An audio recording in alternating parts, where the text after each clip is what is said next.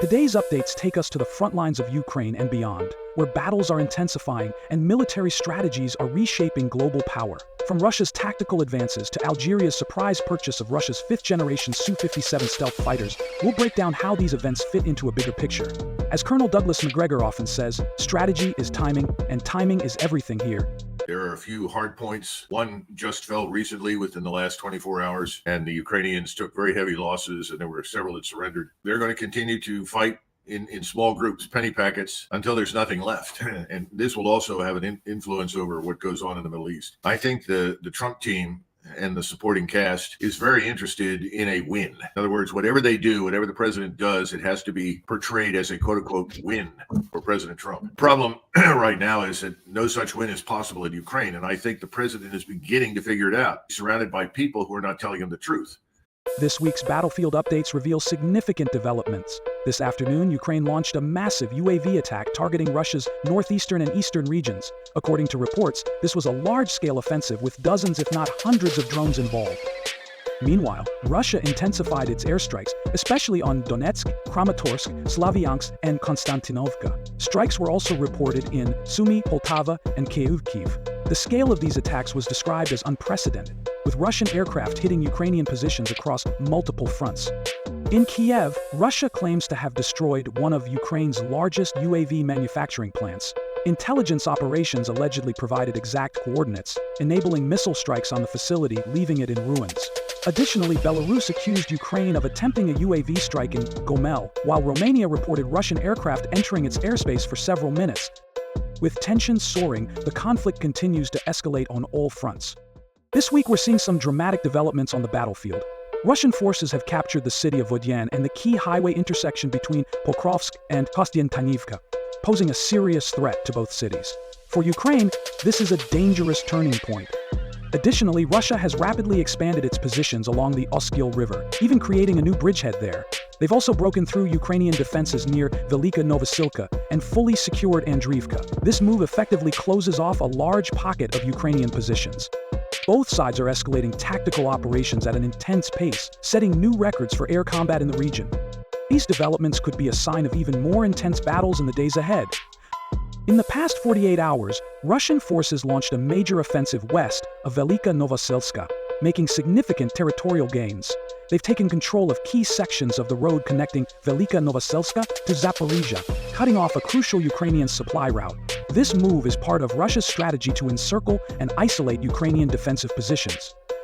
Russian forces are now less than 100 meters from Novosilka's outskirts. A full encirclement could happen within 48 hours, forcing Ukraine to choose between a high-risk counterattack or a strategic withdrawal.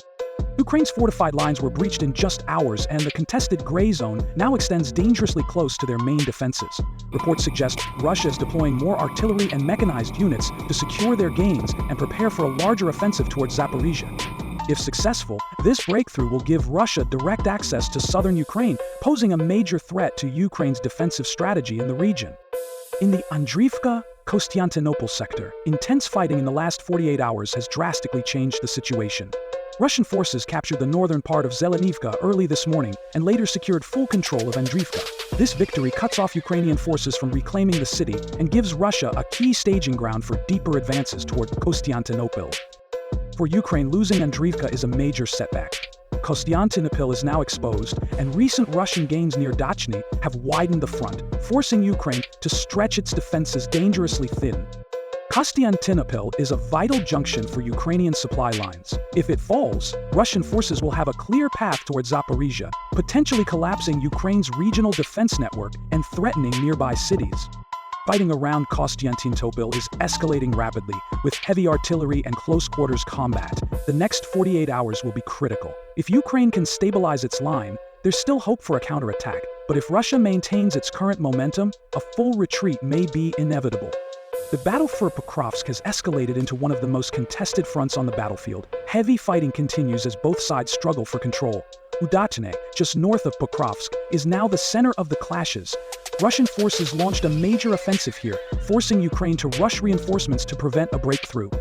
Udachny serves as a crucial buffer for Pokrovsk. If it falls, the city will be directly exposed to Russian attacks from the north. Although Ukrainian forces briefly regained momentum with a counteroffensive in Piszczane, Russia quickly responded, reclaiming the area within hours. Colonel Douglas Macgregor has called battles like these wars of attrition, where superior artillery and logistics decide the outcome.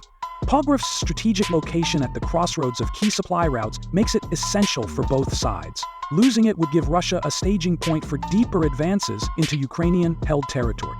Urban fighting has already reached northern Pokrovsk, with artillery duels raging on the outskirts. The next phase will be decisive. If Russia's offensive continues at this pace, Ukraine may face a difficult choice: hold the city at all costs or withdraw to avoid encirclement. In the last 48 hours, Russian forces have captured the key town of Odyan, securing control of a vital crossroads just outside the town. This junction connects multiple highways, making it one of the most important tactical positions in the region. Colonel Douglas Macgregor has often highlighted the importance of controlling transportation hubs like this one. By capturing the crossroads, Russia can now disrupt Ukrainian supply lines and make it far more difficult for Ukraine to reinforce its positions or launch counterattack. Nearby towns like Yelizavetivka and Malniv are now at serious risk. If these fall, Russia will complete a major encirclement of Ukrainian forces, leaving them with few options for retreat. Reports from the ground show Russian forces consolidating their hold on Vadyan and moving heavy equipment into the area, preparing for a push westward. Urban fighting in Vadyan was intense, with heavy casualties on both sides. The capture of the crossroads cut off the last escape route for Ukrainian units. If Russia holds Vodyan, this crossroads will become a crucial supply hub, giving them a major advantage in the broader battle for southern Ukraine. In an interview with The Economist, President Zelensky admitted that Ukrainians are exhausted from the war and lack the energy to continue fighting. He warned that without U.S. support, Putin would devour Ukraine. Zelensky also claimed that Russia has reinforced with hundreds of thousands of troops and now has more brigades on the battlefield than Ukraine and Europe combined. Interestingly, this contradicts earlier claims that Russia's military had been nearly wiped out, yet suddenly it's bigger than ever. It seems like the shifting media narratives are starting to backfire. Meanwhile, Western headlines are calling this a victory for Putin, not on the battlefield, but economically. The ruble is surging, Russia's stock market is booming, and some are even linking this success to Donald Trump's influence. President Zelensky has just announced a bold new plan. Young Ukrainians can earn $24,000 and free university admission just for completing 1 year of military service. Sounds like a great deal, right? Well, there's a catch. You'll need to survive a full year in the trenches under relentless Russian artillery, drone strikes, and terrifying fab bombs. On paper, it's an enticing offer, but how many recruits will actually live to collect those rewards? The reality is harsh.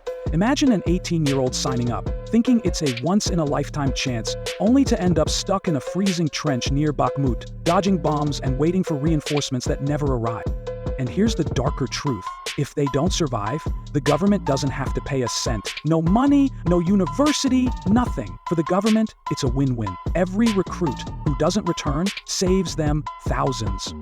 This isn't just a recruitment plan, it's a high-risk gamble with the future of Ukraine's youth.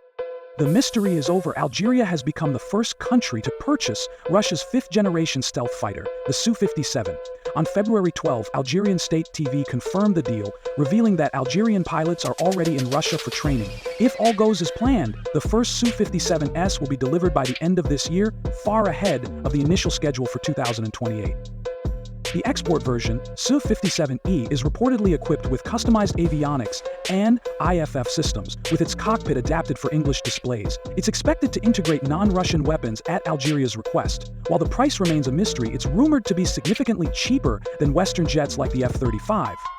Algeria's Air Force is no stranger to Russian jets, operating advanced Su-30 MKAs and a large fleet of MiG-29S, Su-24S, and MiG-28 helicopters. This Su-57 acquisition further cements its status as one of Africa's most powerful air forces, strengthening its regional dominance amid ongoing tensions with Morocco.